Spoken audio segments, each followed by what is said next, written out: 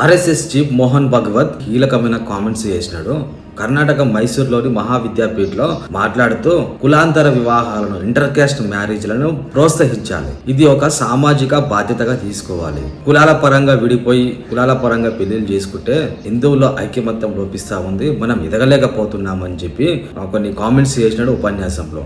కులాలు లేవు, ఒకటే మతం, హిందూ మతం అది. సో ఈ రాజకీయ నాయకులు ఈ కులాలను ఆసరగా చేసుకొని ఓట్లు దండుకుంటా ఉన్నారు. సో మనం రాజకీయంగా ఆర్థికంగా ఎదగనిస్తలేరు, మనం ఒక జోన్ లోనే ఇరిగిపోయినాం, కులాలతోటి విడిపోయి మనలో ఐక్యమత్యాన్ని కోల్పోతా ఉన్నాం, రాజకీయ నాయకులు మన అవసరాల కోసం వాడుకుంటా ఉన్నారు అని చెప్పి RSS chief Mohan Bhagwat inter caste మ్యారేజ్లను సామాజిక బాధ్యతగా తీసుకొని మీరు ప్రోత్సహించాలి, ఇది బాగా జనంలోకి వెళ్ళాలి, ఖచ్చితంగా ఇంటర్ క్యాస్ట్ మ్యారేజ్లు చేసుకోవాలి, కులాలను కుంపటి అసలు ఉండకూడదు, కులాలను మర్చిపోవాలి, అసలు కులాలే ఉండకూడదు, ఒకటే మతం ఉండాలి, అదే హిందూ మతం ఉండాలి అని చెప్పి ఒక ఉపన్యాసంలో ఆవేదన వ్యక్తం చేస్తా ఉన్నాడు. నిజమే కదా, ముస్లింలకి ఒకటే మతం ఉంటది, వాళ్ళ మధ్యలో కులాలు ఉండవు, క్రిస్టియన్స్ అనేది ఒకటే మతం ఉంటది, వాళ్ళ మధ్యలో కులాలు ఉండవు. సో వాళ్ళకి ఏదైనా సమస్య వస్తే వాళ్ళందరూ ఏకతాటిపై నిలబడతా ఉంటారు. అదే మన హిందువులలో కులాల పేరుతోటి కొట్టుకు చేస్తూ ఉంటారు. ఈ కులాలను అడ్డం పెట్టుకొని రాజకీయ నాయకులు ఓట్లు దండుకుంటా ఉంటారు.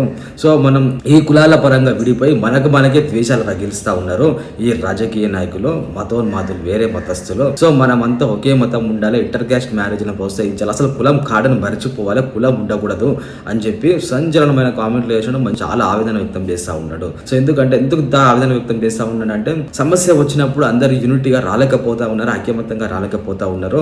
సో ఇంత జనాభా ఉండి కూడా ఎందుకు అని చెప్పి ఆవేదన వ్యక్తం చేస్తా ఉన్నాడు. నిజమే కదా, మోహన్ భాగవత్ చెప్పిన వాక్యాలు చాలా అద్భుతం కదా.